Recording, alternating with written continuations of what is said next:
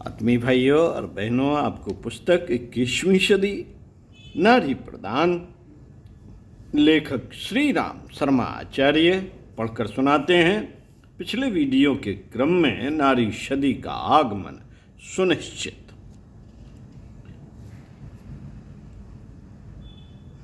साथियों, 21वीं शताब्दी महिला प्रधान सदी के नाम से जानी जाएगी, ऐसी परिस्थितियां बन रही हैं। यह इसलिए कहा जा रहा है कि प्रचलन और क्रियाकलापों में से निष्ठुरता, अनुदारता का परिशोधन होने जा रहा है और उसके स्थान पर सदाशयता, सहकारिता, उदारता की स्थापना होने जा रही है। यह विभूतियां नारी को सहज ही उपलब्ध हैं। यह विभूतियां नारी को सहज ही उपलब्ध हैं। साथियों, पिछले दिनों नारी के संबंध में यही समझा जाता रहा है कि वह अबला है, बल पराक्रम से रहित है, यहाँ तक कि अपनी आजीविका तक स्वयं अर्जित नहीं कर सकती, आत्मरक्षा तक में असमर्थ है। उसे दूसरों के अनुग्रह के सहारे ही जीवित रहना पड़ता है। ऐसी दशा में आश्रयदाता वर्ग यदि उससे मनचाहे लाभ उठाने और हुक्म बजाने में आनाकानी करने पर प्रताड़ना दे, और उसमें बुराई क्या है? तो उसमें बुराई क्या है? पुरुष वर्ग की मान्यता यही है। इसी कारण वे घटनाएं आए दिन घटित होती रहती हैं जिन्हें स्त्रियों के साथ बरता गया अनाचार कहा जा सकता है। जैसे दहेज कम लाने पर जला देना, घर से निकाल देना, सुंदरता में कमी होने पर पग पर तिरस्कृत करना, तनिक से मतभेद होने पर कड़ी प्रताड़नाएं देकर मर्माहत करना आदि नामों से जाना जाता है, जिन्हें सहन न कर सकने वाली कितनी महिलाएं आत्महत्या के लिए विवश होती हैं। यह किसी से छिपा नहीं मित्रों, यह किसी से छिपा नहीं है। विचारणीय है कि क्या नारी सचमुच अबला है? क्या उसे आश्रय देने वाले दानवीर, उदार चेता, पुण्यात्मा भर है, या उनका कुछ स्वार्थ भी हल होता है? इस प्रश्न का समाधान प्रचलित मान्यताओं से आगे बढ़ने और नए सिरे से नया निष्कर्ष निकालने पर ही निकलेगा। अन्यथा उल्टी मान्यता उल्टे दुष्परिणाम ही प्रस्तुत करती रहेगी। गंभीर विवेचन से इसी निष्कर्ष पर पहुंचा जाता है कि नारी किसी भी अर्थ में अबला नहीं है। वह हर दृष्टि से सदा सर्वदा समर्थ रही है। उसकी वरिष्ठता अक्षुण्ण है। नृतत्व शास्त्री कहते हैं कि नारी में जीवनी शक्ति पाई जाती है। रोगों और कष्टों से जूझने का उसमें असाधारण पराक्रम है। शरीर संरचना की दृष्टि से वह अपेक्षाकृत अधिक सुंदर, अधिक मृदुल, अधिक मधुर है। स्वर उसे असाधारण मिला है। सूझबूझ की धनी है। उसकी साहसिकता और बुद्धिमत्ता को यदि चरितार्थ होने का अवसर मिले तो वह पुरुष की तुलना में कहीं अधिक सशक्त और वरिष्ठ सिद्ध होती है। मूर्धन्य स्तर की गिनी गई प्रतिभाओं में पुरुष की अपेक्षा नारी वर्ग की संख्या कहीं अधिक रही है। मित्रों, परीक्षाओं और प्रतियोगिताओं में उसने अपने को अधिक शक्तिशाली सिद्ध किया है। आक्रमण करने में भले ही उसे संकोच रहा हो, पर वैसे दुष्कर्म और दुस्साहस करते नारी को कदाचित ही देखा जाता है जैसे कि पुरुष वर्ग के अधिकांश लोग आए दिन बरतते रहते हैं। प्रयोग का अवसर न मिलने पर तलवार भी जंग खा जाती है और बंदूक की नाली कूड़े कचरे से भर जाती है। यही तथ्य नारी प्रतिभा के क्षेत्र में भी लागू होता है। प्रतिभावशाली होने पर भी उसे सदुपयोग करने का अवसर नहीं दिया गया। जहां कहीं भी जिस भी क्षेत्र में उसे अपने शौर्य पराक्रम का परिचय देने का, साहसिक कदम उठाने का अवसर मिला है, उसने उस क्षेत्र को पिछड़ा हुआ सिद्ध नहीं होने दिया है। अनुसुईया ने भागीरथ से भी बड़ा तप करके मंदाकिनी को धरती पर उतारा था। दुरभिसंधि रचने पर उसने ब्रह्मा विष्णु महेश तक को छोटे बालकों जैसा बनाकर आंगन में खेलने के लिए विवश कर दिया था। देवगण जब दैत्यों से पराजित होकर किसी प्रकार जान बचाते फिर रहे थे तो नारी ने महाकाली बनकर दैत्यों का दमन किया था और देवताओं को प्राण बचाने का अवसर दिया था। मानुषी ने अपने को स्वर्गलोक निवासियों की तुलना में अधिक वरिष्ठ सिद्ध किया था। पार्वती शिव की पत्नी बनी। कुंती ने देव वंशधर उत्पन्न किए। मदालसा सीता शकुंतला ने देव मानव उत्पन्न करके अपनी वरिष्ठता सिद्ध की। रानी लक्ष्मीबाई ने मात्र स्त्रियों की एक इतनी बड़ी विशाल सेना खड़ी की थी जिसने शत्रुओं के छक्के छुड़ा दिए।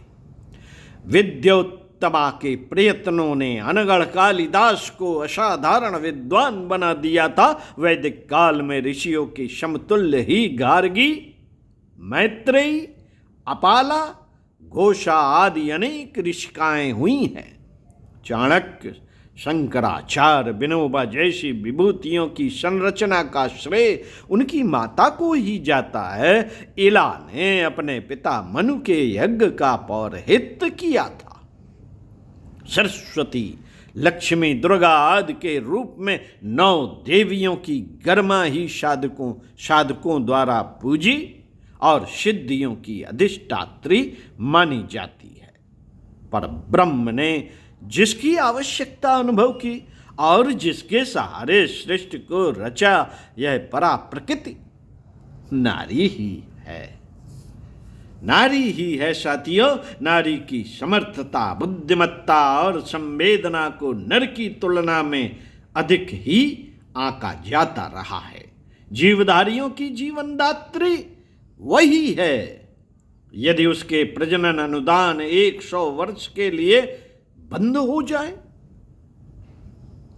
तो धरती पर एक भी जीवधारी दृष्टिगोचर न हो और इतने स्वल्प काल में सर्वनाश के महाप्रलय के अतिरिक्त और कुछ शेष ना रहे। साथियों, पुरुष प्रधान परिवार की तरह संसार के अनेक क्षेत्र में नारी प्रधान परिवार संरचना के आधार पर फलते फूलते और सुव्यवस्थित रहते देखे गए हैं। जहां पुरुषों की पत्नी के परिवार के सेवक कार्यकर्ता बनकर रहना पड़ता है, अनुशासन भी उन्हीं का मानना पड़ता है। ऐसी दशा में नारी को अबला मानने की मान्यता सार्वभौम नहीं रह जाती।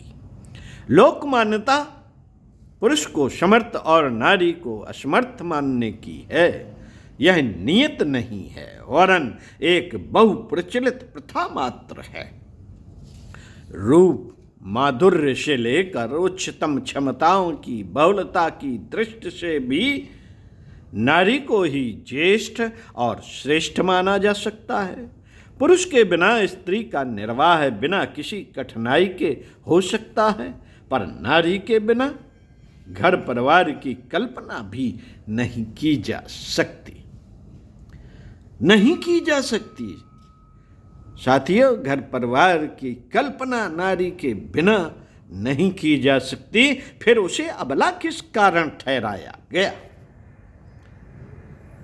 किस कारण अबला ठहराया गया और यह प्रचलन किस कारण चल पड़ा कि नारी को नर की कीर्ति दासी की तरह रहने, उत्पीड़न का अनैतिक त्रास पग पग पर सहन करना पड़े।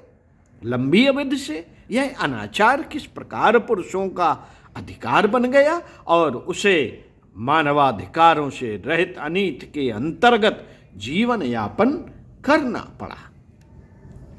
मित्रों, बहुत सोचने और ढूंढने के उपरांत एक ही निष्कर्ष पर पहुंचना पड़ता है कि नारी को प्रस्तुत प्रताड़नाएं इसलिए सहनी पड़ी कि उसने प्रजनन का गुरुतर उत्तरदायित्व निभाकर अपना स्वास्थ्य सौंदर्य गंवाया, स्तनपान में खोखली हुई, प्रसव काल में अनेक बार काल कवलित होती रही। इन दायित्वों को वहन करते हुए वह अर्थ उपार्जन और पराक्रम प्रदर्शन में कुछ पीछे रह गई और इतने भर से उसे दुर्बल, असहाय और शोषण का साधन मान लिया गया। यही है आज की नारी की दुर्दशा का कारण। इसी कारण उसे मनुष्य और पशु की मध्यवर्ती स्थिति में पालतू बनकर रहना पड़ रहा है। इसी स्थिति में अनेकों अनाचार और प्रतिबंध उसके कंधों पर लद पड़ी। नारी को प्रतिबंधित स्थिति में रहना पड़े तो मात्र उसी की हानि नहीं है, पालने वाले के लिए भी वह अपनी दुर्गत के कारण गले का पत्थर बनकर रहती है। आधा संसार मित्रों, आधा संसार, आधा जन समुदाय हे स्थिति में रहने के लिए बाधित हो तो इससे सहज ही अनुमान लगाया जा सकता है कि इसका दुष्परिणाम समस्त विश्व पर छाई हुई अवगत के अतिरिक्त और क्या हो सकता है। मुद्दतों से हम इसी दुर्गत के बीच निर्वाह कर रहे हैं। दुर्गति इससे उबरने का अवसर भी तो नहीं आने देती। अब जबकि 21वीं सदी के आगमन में कुछ ही वर्ष शेष हैं जिससे आमूल चूल परिवर्तन होने जा रहा है और नारी वरिष्ठता की अपनी गर्मामयी स्थिति में पहुंचने को कमर कसकर तैयार हो रही है, तो उदार चेतता पुरुष वर्ग का उत्तरदायित्व बनता है कि वह उस लदे बंधनों को ढीला करे, उसे शिक्षित और स्वावलंबी बनाकर सदाशयता का परिचय दे और अपने पिछले पापों का प्रायश्चित करे। ओम शांति। स्वाध्याय सत्संग का क्रम अगले वीडियो में इसी क्रम में पढ़कर सुनाएंगे। नारी सदी एक भवितव्यता। ओम शांति।